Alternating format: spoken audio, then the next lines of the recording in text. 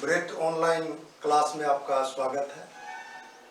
पिछले क्लास में हम लोग अलैंगिक जनन के बारे में पढ़े थे और आज के क्लास में हम लोग लैंगिक जनन के बारे में और उसके प्रकारों के बारे में पढ़ेंगे। लैंगिक जनन के बारे में बताया गया था कि लैंगिक जनन में नर और मादा दो पेरेंट्स भाग लेते हैं। इसमें युग्मक का निर्माण और निषेचन की क्रिया होती है और निषेचन के फलस्वरूप बने जायगोट से नए जीव का निर्माण होता है। जायगोट वृद्धि करता है और वृद्धि करके भ्रूण का निर्माण करता है और भ्रूण से जीव का निर्माण होता है। तो आज के क्लास में हम लैंगिक जनन के टाइप्स के बारे में पढ़ेंगे। इसके मुख्य 3 प्रकार होते हैं, जिसमें पहला प्रकार है आइसोगेमस। आइसोगेमस इस प्रकार के लैंगिक जनन में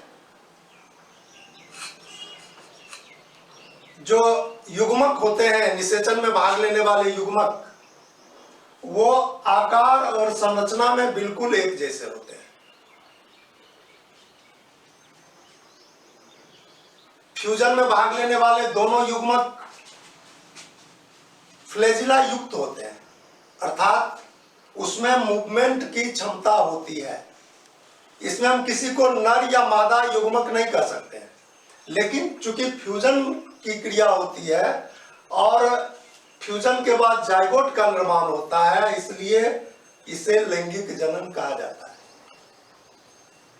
इस प्रकार का लैंगिक जनन अधिकांशतः सूक्ष्म जीवों में होता है। जैसे शैवालों में क्लेमाइडोमोनास एक कोशिकीय शैवाल है, उसमें इस प्रकार का लैंगिक जनन देखा जाता है। इसे यहाँ चित्र में दर्शाया गया है। यहाँ ये गैमिट्स हैं जो एक ही प्रकार के दोनों गैमिट्स हैं। इसमें हम किसी को नर या मादा युग्मक नहीं कर सकते हैं। फिर दोनों में फ्यूजन की क्रिया होती है और फ्यूजन के बाद जायगोट का निर्माण होता है और फिर ये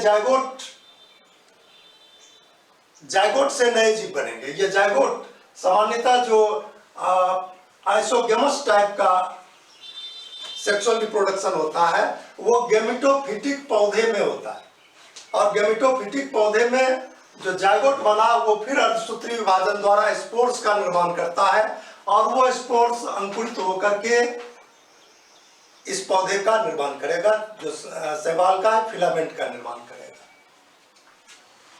दूसरे प्रकार का लैंगिक जनन है एन आइसोगेमस। एन आइसोगेमस प्रकार के लैंगिक जनन में युग्मकों का आकार छोटा बड़ा हो सकता है। एक युग्मक आकार में छोटा होगा, दूसरा युग्मक आकार में बड़ा होगा, लेकिन दोनों में फ्लैजिला लगा होगा, अर्थात इसमें मूवमेंट की क्षमता होगी, दोनों गतिशील होंगे। इस प्रकार के युग्मक प्रायः अलग अलग पौधे में बनते हैं। जो बड़े आकार वाला युग्मक है अलग पौधा में बनेगा, जो छोटे आकार वाला युग्मक है वो भी अलग पौधे में बनेगा। फिर दोनों में जो फ्यूजन की क्रिया होती है, फ्यूजन के बाद जायगोट बनता है, ये सारे आइसोगेमस के तरह ही होते हैं और फिर ये जायगोट जो है वह अर्धसूत्री विभाजन द्वारा स्पोर्स का निर्माण करता है और उस स्पोर्स से नए पौधे का निर्माण होता है, नए फिलामेंट का निर्माण होता है। तीसरे प्रकार का लैंगिक जनन है जो अधिकांश जीवों में होता है। इस प्रकार के लैंगिक जनन को ओगेमस कहते हैं। ओगेमस प्रकार के लैंगिक जनन में मादा युग्मक आकार में बड़ा और बिना फ्लैजिला वाला होता है। इसमें मूवमेंट की क्षमता नहीं होती है, ये जहां पर है वहीं रहेगा और नर युग्मक निषेचन के लिए इसके नजदीक आते हैं। इसमें नर युग्मक सूक्ष्म होता है और उसमें फ्लैजिला लगा होगा या उसमें टेल लगा होगा, पूंछ लगा होता है जो उसे गति प्रदान करता है। और इस प्रकार के लैंगिक जनन में जो मादा युग्मक है वो मादा के शरीर में स्थित रहता है और नर युग्मक निषेचन के लिए मादा युग्मक के नजदीक आते हैं, जहां फ्यूजन की क्रिया होती है और फ्यूजन के फलस्वरूप यहाँ भी जायगोट का निर्माण होता है और यह जायगोट वृद्धि करके भ्रूण बनाता है, भ्रूण से नए पौधे का निर्माण होता है या नए जंतु का निर्माण होता है। ओगेमस प्रकार का लैंगिक जनन अधिकांश पौधे तथा जंतुओं में होता है और इसी ओगेमस प्रकार के लैंगिक जनन की चर्चा हम आगे जो प्रोसेस ऑफ सेक्सुअल रिप्रोडक्शन होगा उसमें करेंगे।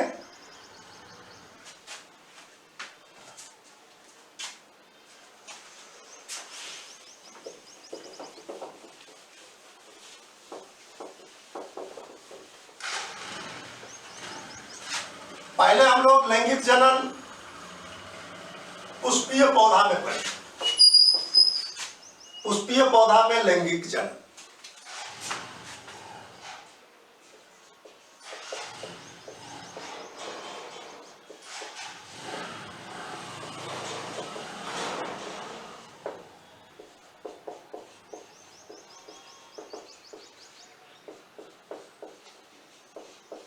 पुष्पीय पौधों में लैंगिक जनन के लिए उसके जनन अंग उसके फूलों में पाए जाते हैं। अधिकांश पुष्पीय पौधे उसके फूल में उसका जनन अंग पुमंग और जायंग के रूप में पाया जाता है। एक सामान्य फूल में उसके दो सहायक अंग होते हैं और दो जनन अंग होते हैं। जो उसका सहायक अंग होता है वो उसके जननांगों की एक प्रकार से सुरक्षा करता है या परागन के लिए कीटों को अपनी ओर आकर्षित करता है। एक सामान्य फूल के जो 4 भाग होते हैं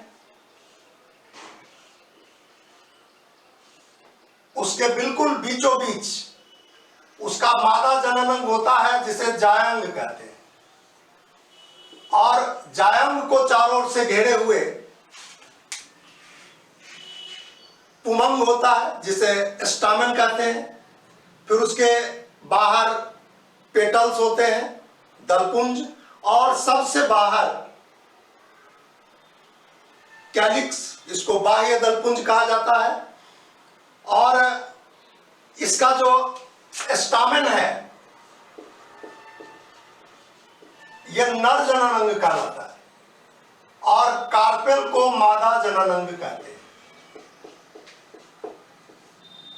स्टामेन को पुंकेसर और कार्पेल को स्त्री केसर भी कहा जाता है हिंदी में। तो स्टामेन और कार्पेल फूल का नर और मादा जनन अंग होता है। स्टामेन की संरचना हम लोग देखेंगे। स्टामेन की संरचना में मुख्य 2 भाग होता है।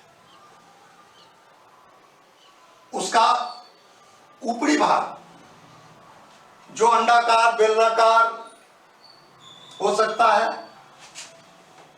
इसके अंदर परागकणों का निर्माण होता है। इस संरचना को कहा जाता है एंथर।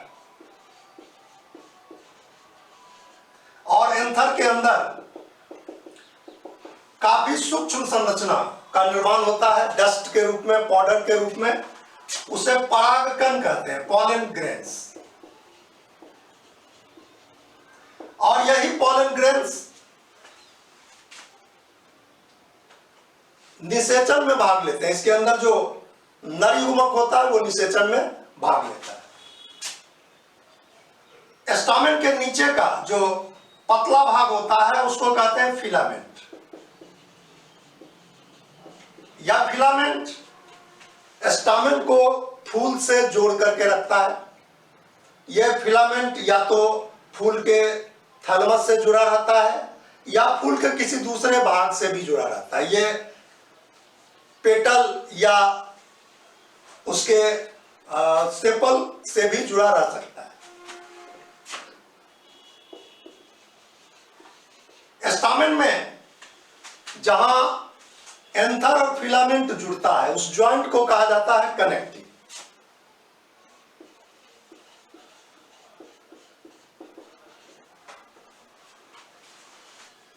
अब फूल का दूसरा जनन अंग है जो फूल के बिल्कुल बीचों बीच अवस्थित है,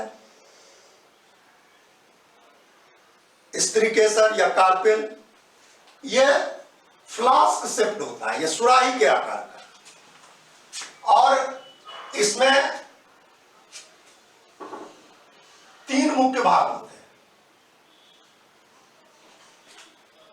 कार्पेल का सबसे नीचे का भाग जो या तो गोलाकार होगा, अंडाकार होगा या बेलनाकार भी हो सकता है, इसे अंडाशय या ओवरी कहते हैं।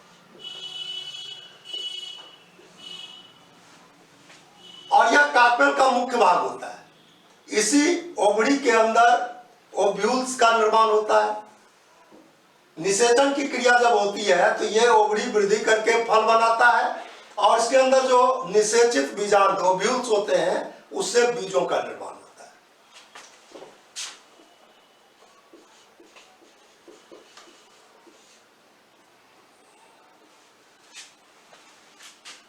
कार्पेल के बीच का भाग जो ओवरी के ऊपर होता है, पतला भाग, इसको कहा जाता है स्टाइल या वर्तिका। स्टाइल कहते हैं या वर्तिका कहते हैं। यह प्राय सॉलिड होता है, कुछ केस में यह अंदर से खोखला भी होता है, क्योंकि जब परागन की क्रिया होती है तो पराग कणों के अंकुरन के बाद बनने वाली पराग नलिका इसी स्टाइल से होते हुए ओवरी में प्रवेश करता है, फिर ओव्यूल में प्रवेश करता है और निषेचन में भाग लेता है। तो स्टाइल ओवरी के ऊपर का पतला भाग है, और कार्पेल का सबसे ऊपरी भाग जो प्राय चपटा होता है,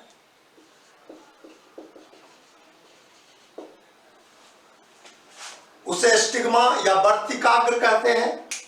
और यह जो चपटा भाग है उसकी सतह प्राय जब परिपक्व हो जाता है कार्पेल तो इसकी सतह चिपचिपी हो जाती है।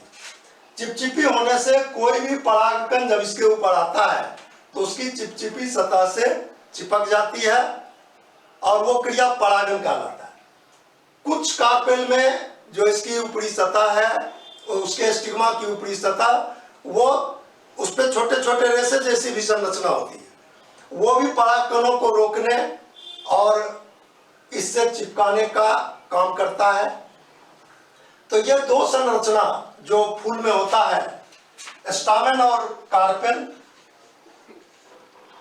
ये फूल का जनन अंग है। स्टामेन में परागकण बनता है जो निषेचन में भाग लेगा, और इस ओवरी कार्पेल के ओवरी में ओव्यूल के अंदर इम्ब्रायो सैक का निर्माण होता है, और उसी इम्ब्रायो सैक के अंदर निषेचन की क्रिया होती है, जहां अंडाणु बनता है और निषेचन की क्रिया होती है।